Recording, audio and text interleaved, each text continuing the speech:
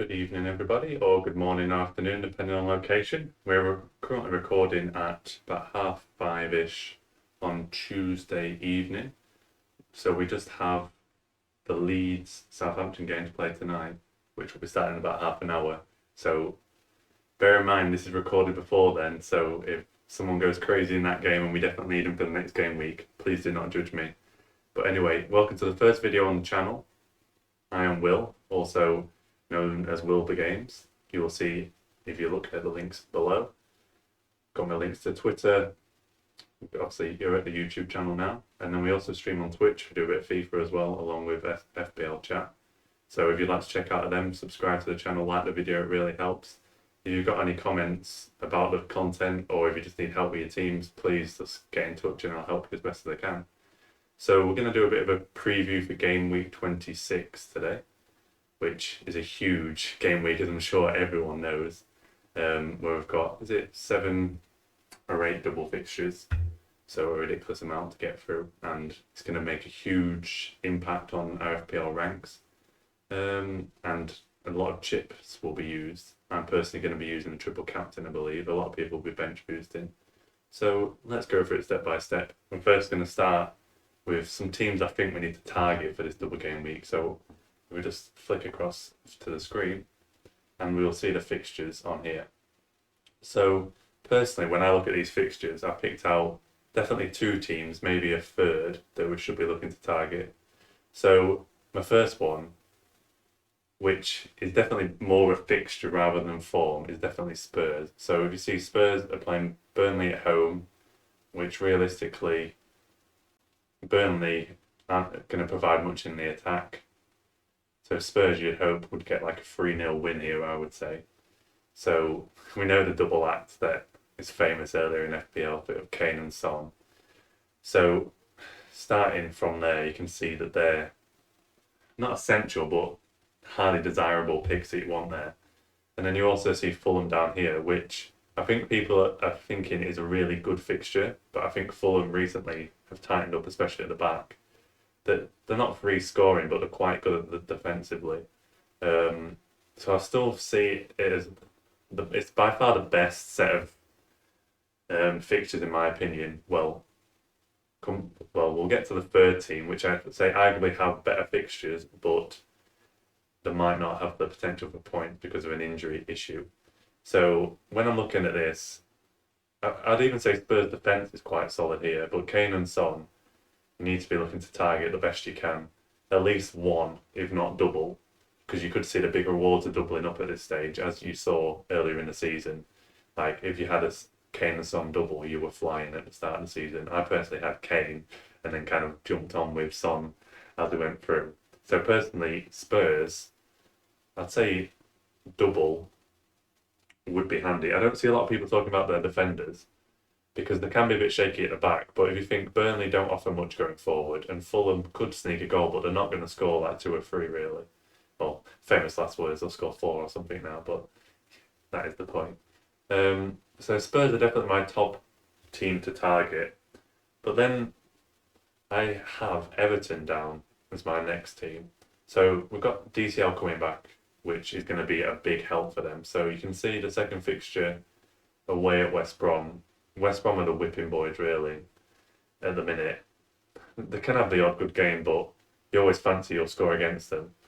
So that is arguably the best fixture in the league. And then you combine that with Southampton, who at the start of the season they're pretty solid, but now they're defensively, they're just not up to it. Like me, I've heard about McCarthy possibly getting dropped. I don't personally think that will happen, but they also had the battering by Man United as well. So I look at Everton's fixtures, especially because this one's at home as well. I feel it could be a tight one, maybe a 2-0 or 2-1, but I'd expect them to win that. And if they go for it in this second game, it could end up 5-0. There's been quite a few big results. I think Arsenal won 3-0. Even Chelsea scored 3, even though it was in a 3-3 draw. But throughout the season, there's always been, whenever they played a big team, West Brom, they've struggled. Well, except for typically my team, Man United, where they did quite well. But personally, Everton have very strong fixtures. I have them and Spurs ranked as the top, arguably. It's just it's Everton. You never 100% know what you're going to get. So if I'm picking from Everton, DCL, because you don't really see many other people getting goals. Maybe Richarlison, Rodriguez might score a screamer, but DCL always seems to be involved. As long as he starts both games, he came on against Liverpool, which I believe means he will start both these games. Well, personally, I hope he does. So Everton, well, I'm personally going double Everton. Triple Everton might be a bit far. I don't think they offered great value in the midfield unless you want to go for a James. Yeah, because Richarlison's a striker as well. So you could go risky and go with Richarlison and DCL up front. But I'm personally going double. And then the last team I just wanted to talk about in terms of fixtures is Aston Villa. You can see here, away against Sheffield United, which Sheffield United are quite solid. You're probably hoping for like a 2-0 if you're looking at 3-0 here. But they don't offer much going forward. So that gives their defensive assets a bit of a chance of getting a good clean sheet in there. I think a lot of people have Martinez. I personally do. And then if we check their other fixture, which they have Leeds, which we all know Leeds, you feel like it's going to end up 4-4 basically every game. So it's like, even if you've got a Leeds asset there, it's funny, you don't really want to own a Leeds defender, which luckily I own 2 for this game week, which isn't going particularly well as we speak. But you always fancy their attackers to score, especially Rafinha in the last game. It looked incredible, which I personally don't have him, which I'm glad he somehow managed to blank, even though he got 2 bonus points. So Villa, I feel, maybe not so much in that game for the defensive assets, but definitely the defensive assets for the second game. You can see there's a good chance there. Well, even in the first game against Leeds, Martinez could get a lot of save points, even if he doesn't get a clean sheet. So I kind of touched on this earlier. The fact I'm saying Aston Villa third in this listing is because the doubts over Grealish. Villa are a totally different side with Grealish in there. I feel like Watkins and kind of Traore don't offer as good a value when Grealish isn't in the team. You could say Traore could cover some of that creativity, but especially Watkins, I feel like he'll suffer because Grealish is out. Like, he was out for the previous game. Though I feel like they've said that he'll miss the Leeds game, or he'll struggle to make the Leeds game, but he could make the second game. But then it depends. I feel like there's different options you could be taking in that midfield spot around that price range. For example, like a Harvey Barnes, you could be going for rather than a Grealish. So I feel like you could still go for a Watkins here, and especially Martinez in goal. I think everyone, if you've not gone on to Martinez bandwagon by now, this is the perfect time to do it. Well, especially if you're on a wild card. I'm not sure I'd be making a goalkeeper transfer otherwise. But personally, those 3 teams, in terms of the fixtures, are the ones you need to go for, in my opinion. So just a few to avoid as well. So I think a lot of people might actually get drawn in by Chelsea having a double game week. But if you look at Chelsea's fixtures, Chelsea are playing Man United at home. Man United, United can always concede, but then you always expect them to score as well. It's kind of like a Leeds type scenario. So you wouldn't be surprised if Bruno or Rashford got them on the break. It very much depends how the game is, but it could either be like 2-2 or 0-0. So either way, I'm not overly convinced by Chelsea.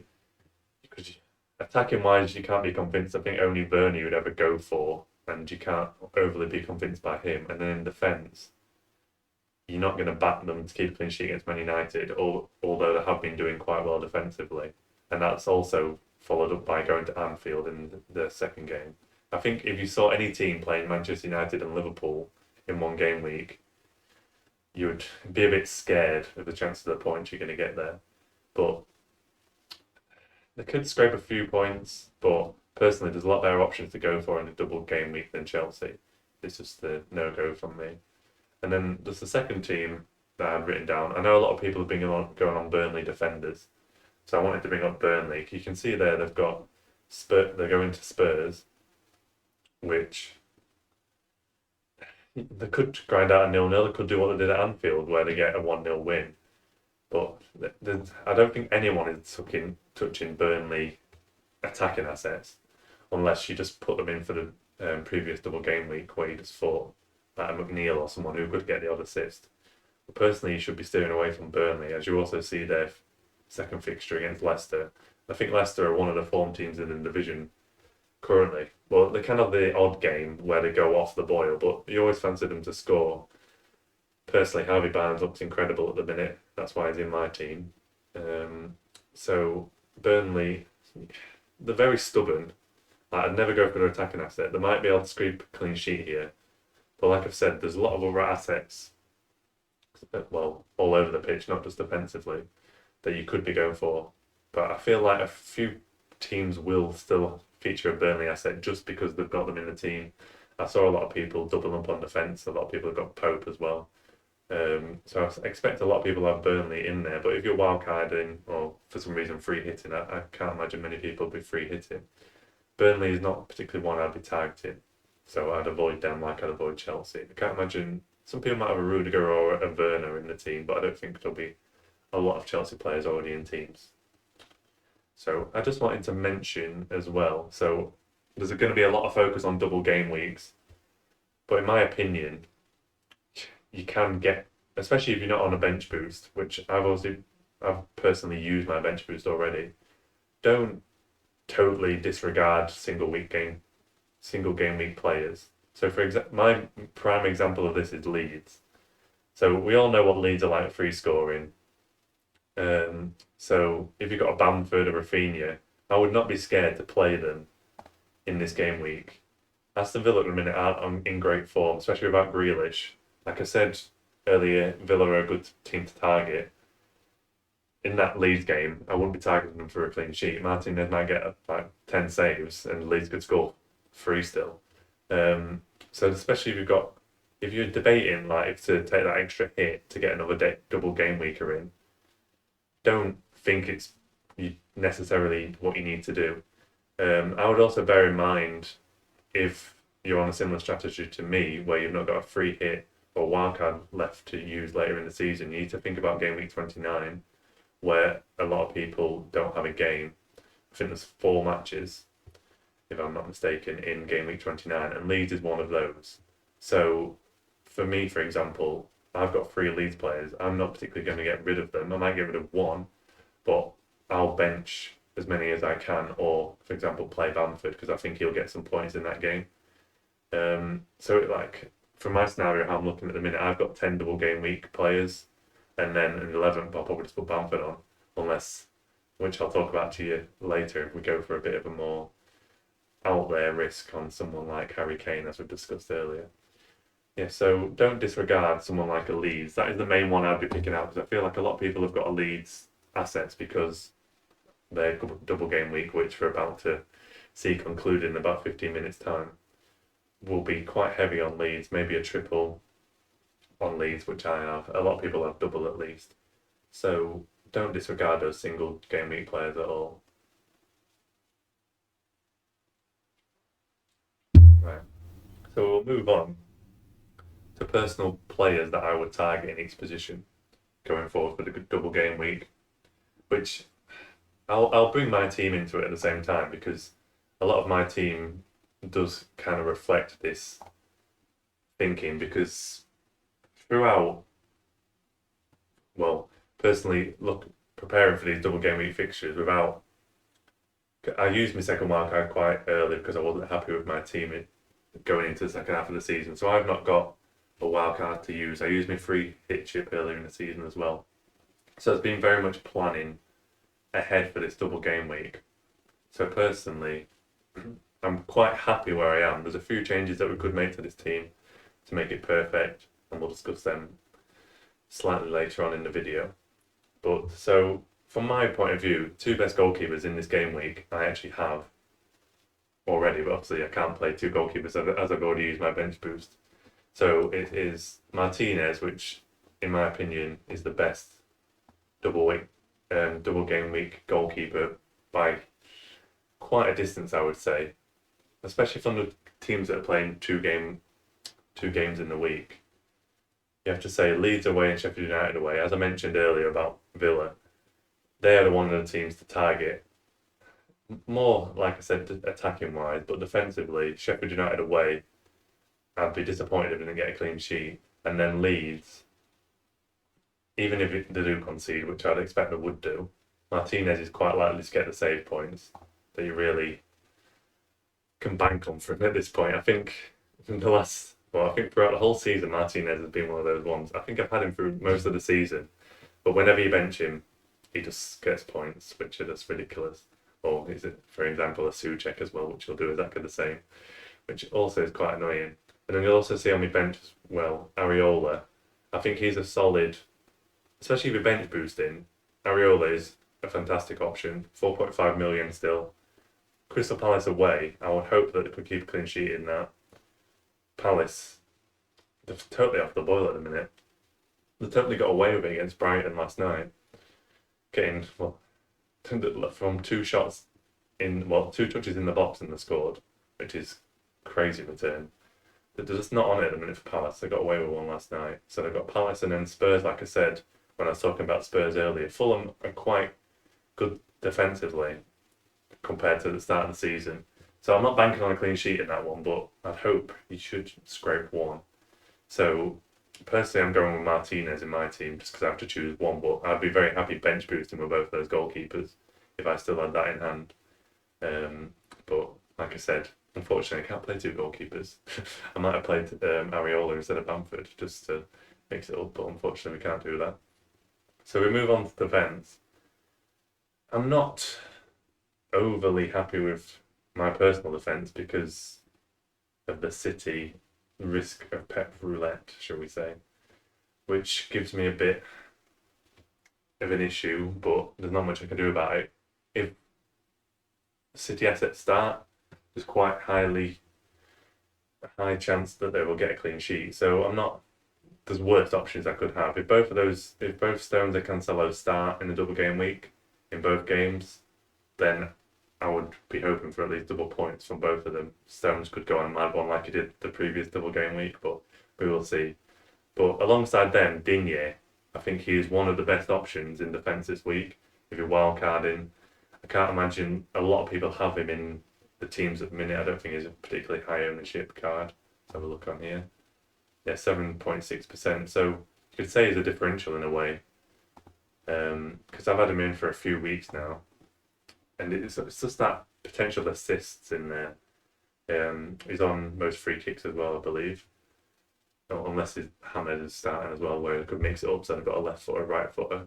So I feel like Digne is quite a good option, one of the best options in this double game week. And I believe in a few weeks' time, Everton could actually get another double game week. I think it was Villa, their game got postponed.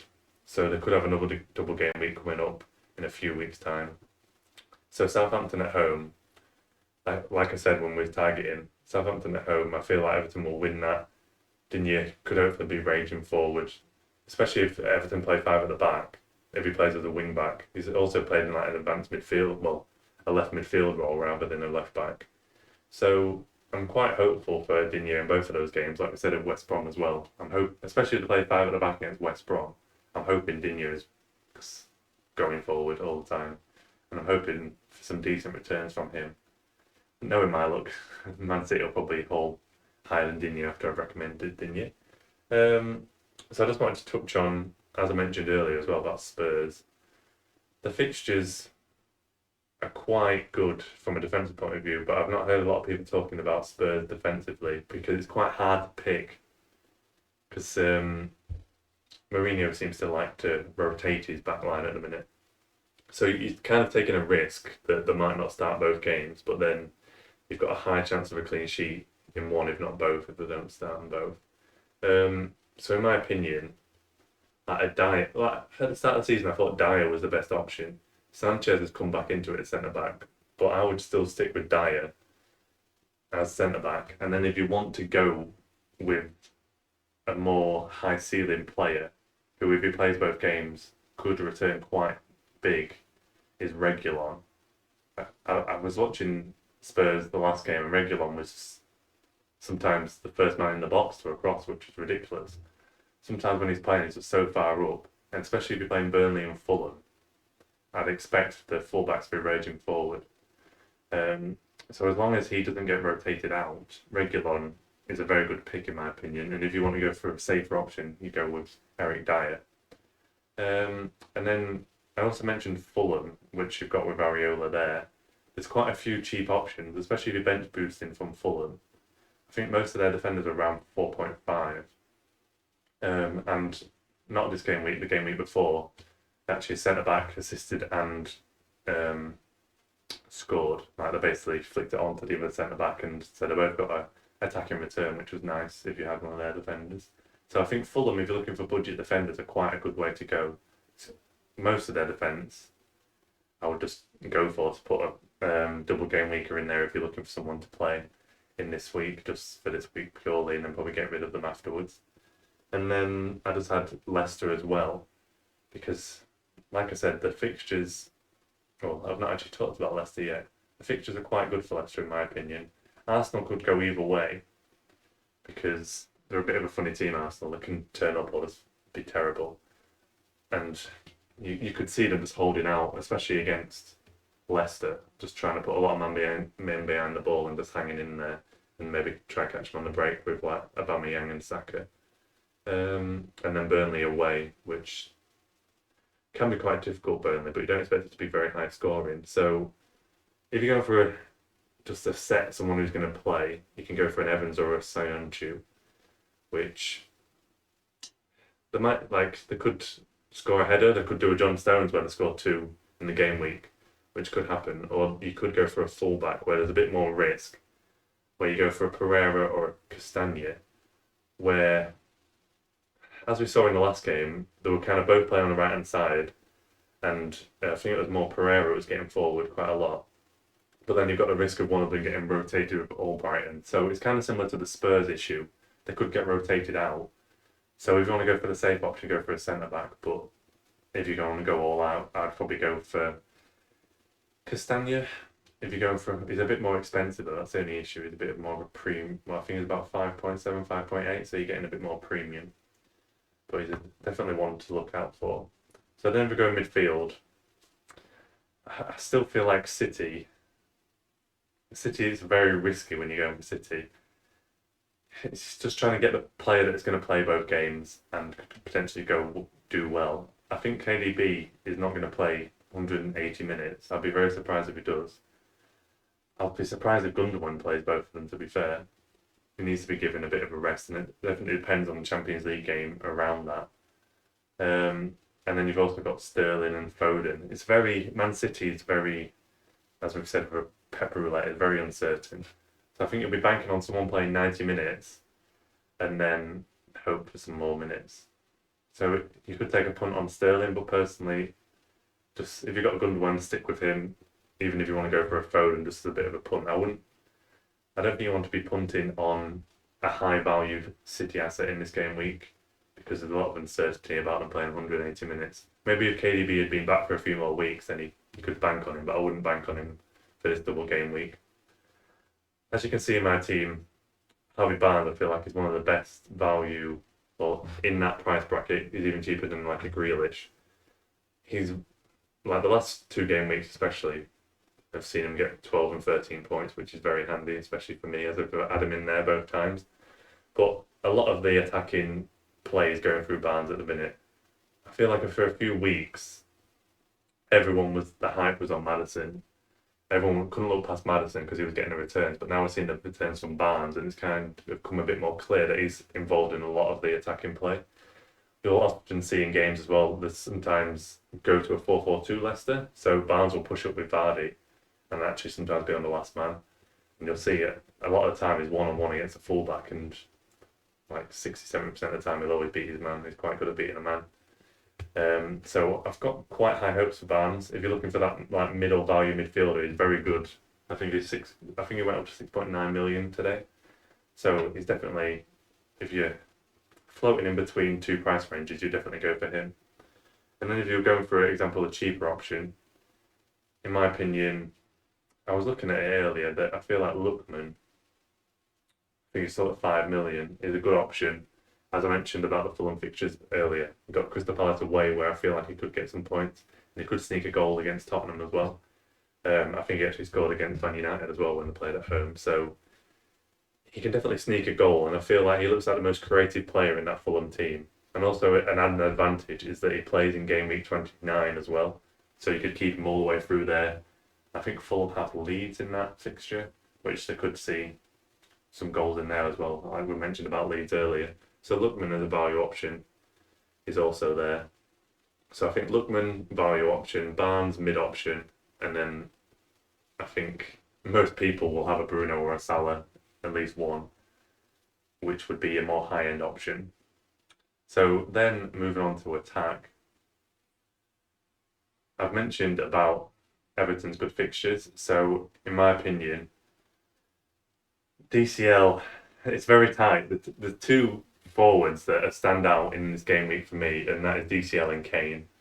If you haven't got the cash, DCL is a must in my opinion. I don't feel like you could go without one, but you can't go without both of them in this game week.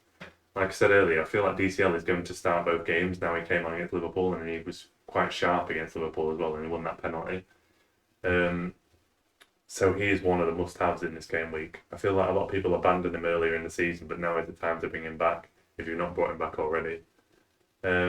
So as I said, Harry Kane is kind of the big elephant in the room that's missing from my team personally. It was mentioned in the fixtures earlier. They've got the best fixtures in the game week, and they're kind of Kane fixtures as well. Burnley and Fulham. You feel like they're going to sit back, could win a penalty. You might need Kane to just finish one from a tight space in the box, kind of the goal that Son wouldn't score because you're not going to get the counter attacking opportunities. So the minute I have Son, ideally I would double up on Son and Kane because Kane is a very good option in my opinion. I am debating on the fact of getting Kane in, but then I have to sacrifice, for example, a Bruno, which I don't think I want to do. So I'm very much on the fence at the minute, and I might just stick with what I've got and then work towards 29. Like I said, I'm not scared about playing a Bamford in this fixture because Villa can be got at, and Bamford could get a 10-pointer. So I'm very much on the fence, and it would mean I have to take a -4 to do that. So at the minute, I'm a bit undecided about that. Another option I was actually thinking about up front is getting Ollie Watkins in, maybe for Antonio, and then playing Ollie Watkins. But like I said earlier, Villa have got very good fixtures, but without Grealish, I'm a bit concerned about their attacking output. So Watkins is a bit of a funny one. He's definitely, if you're looking to bring someone in for a double game week and you've not got great options up front, like for example, if you've got Antonio and you're just wanting someone for this week to come in and instead of Antonio, Watkins is the straight swap I'd be doing. Like I said, Bamford, I'd hesitate to take him out, especially if taking a hit. I'm not sure I'd take Bamford out for Watkins because Bamford's still a good option for this game week. But yeah, and especially like Bamford. So Bamford, Antonio, and Watkins all play in game week 29. So that's why I'm a bit hesitant of taking one of Antonio and Bamford out because I can utilise them in game week 29. So going to Watkins isn't a great deal for me at this point in time. I might go to Watkins in like game week 28, get rid of Calvert-Lewin and go to Watkins because Calvert-Lewin doesn't play in game week 29. So at the minute, I'm definitely on the fence. That I have to see if I get drawn in by Kane later on in the game week. Got a few days to go. I might be persuaded, unfortunately. I also had Magic for Fulham down as a value option if you're looking for someone quite cheap up front, like an enabler to get your bench boost. He's looked quite sharp. I think he scored 2 goals in an earlier game as well. So he looks quite sharp going forward. And he could get a goal or two, but again, he's an enabler for some other ones. And he's one of those bench boost options that you can use to help you get assets elsewhere, especially if you're going for like a Kane. You might need to save those funds, like downgrade a Bamford to Magia just to get Kane in. I can understand why you do that. So Magia's again a good option in my opinion.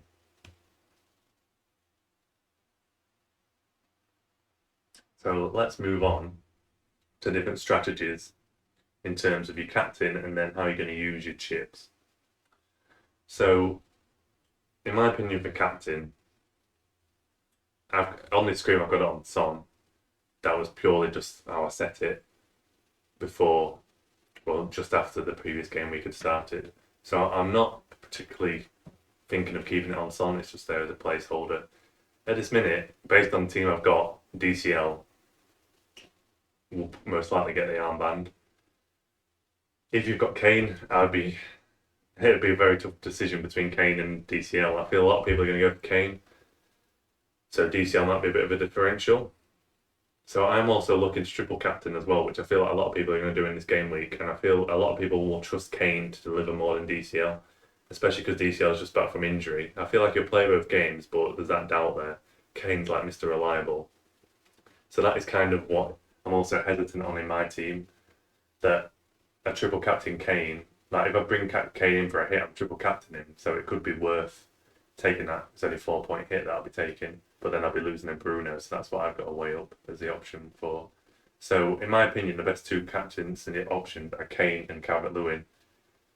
If I was deciding between them, if you're going for a safe option, I'd go for Kane. If you're going to go out there and go a bit more differential, I'd go for DCL. I think his ownership is quite high still, but a lot of those will be inactive accounts because everyone was just on that bandwagon at the start. And then for the captains, if you want to go for the safe option, you've also got your Bruno and your Salah in there. You could go for a Son, but like I said, those fixtures aren't particularly good for him in terms of counter-attacking style that he's like, but then he could still haul quite big. So I'm not going to remove Son because I feel like he's a good asset for this week, but I'm not particularly going to captain him, which might come back to bite me, but at least I'll get his normal points. Yeah, so I feel like a lot of people might go for a Bruno as a safe option. I do quite like that Crystal Palace fixture, which I feel like I could score a few goals in there. And Chelsea, you don't know what it's going to be. It depends how the setup. It could be a 0-0. So if I was going for one of them safe options, I probably would go Bruno because Salah's a bit unpredictable at the minute. But it can go either, as you've seen past few game weeks, it can go either way, and you're never sure who's actually going to perform. It's like the players you don't want to take out your team, but then you never know which week they're going to haul like a 20-pointer or not. You just don't want to miss out on the 20 points. Yeah, so personally, I'd be going that. You could go for a bit of a differential in defence. We've seen John Stones before. Paul, I could be slightly tempted by Digne, but I think the previous few game weeks I was hoping a bit more from him. He got one assist, but he's just not shown it. I've not got the confidence shown from previous game weeks to go with Digne, especially if I plan to do triple captain, so I'm not putting a triple captain on Digne. Well, people got paid off for Stones before, so it could work for their advantage. So just to touch on strategy. So as you can see, my team here, I have already wildcarded. I have already bench boost. So the only chip and I've also free hit. So the only chip I've got left is triple captain, which I'm hopefully going to use this week if I can feel that confidence in DCL or if I change to Kane. So if you are bench boosting this week, which if you're not using bench boost yet, you need to be using it this game week, in my opinion. The only issue is I think you've got to do everything you can to bench boost in this week, unless you're so far away from a good bench boost team that you don't think it's logical and you just wait a few game weeks where you'll get maybe like a double game week for City and then Everton maybe might fall in the same week, or a Villa. But my personal opinion is a bench boost if you've got it in this game week. Get as many double game weekers as you can. But like I said, don't disregard like a Leeds player because they can be a good bench boosting asset as well. So also if you haven't used your wild card as well and your team doesn't look set up for the game week, I think now is a very good time to use it.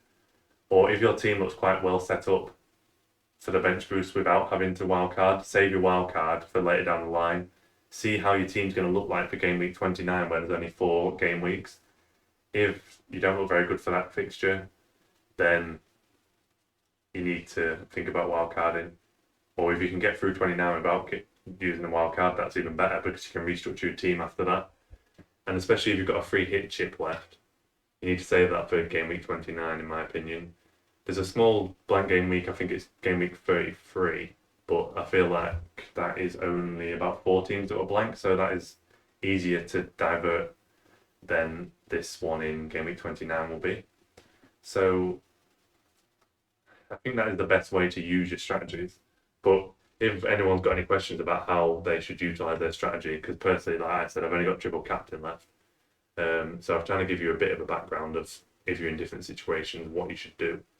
But if you've got any questions, like I said, shoot them in the comments below. You can DM me or message me on Twitter as well. That's no issue. I'm always happy to give advice. So that is basically concluded our first video on the channel. I appreciate anyone for watching. Like I said, if you could subscribe, that would be amazing. Just like the video, even just view the video. Put anything in the comments, it really helps. So as I said, I've been Will. First Will Be Games video on our new FPL channel. So any support and any feedback you can give me on these videos, I'll greatly appreciate it. If you need any advice, especially in the next few days, it's a big few days ready for your double game week. So if you need any help, just reach out to me. That is perfectly fine. As I said earlier, the socials, which I'll bring up on the screen in 1 second, and I'll put them in the description below. Get me on Twitter. It's at games_Wilbur, which I'll put in the description anyway. Got the YouTube channel, which hopefully you're watching this on. And then we also stream on Twitch a bit, and we're going to start doing some YouTube, probably like deadline streams, a bit of live YouTube streaming as well. Like I said, on the Twitch, we do a bit of FIFA as well, FPL chat. It's a bit of a just like football environment if you want to come join in on that. We stream quite a few weeknights throughout the week, but you can find that out on Twitter when we're streaming as well. So you just check those links out in the description. I appreciate you all for watching, and I'll see you next time. Thank you and good night.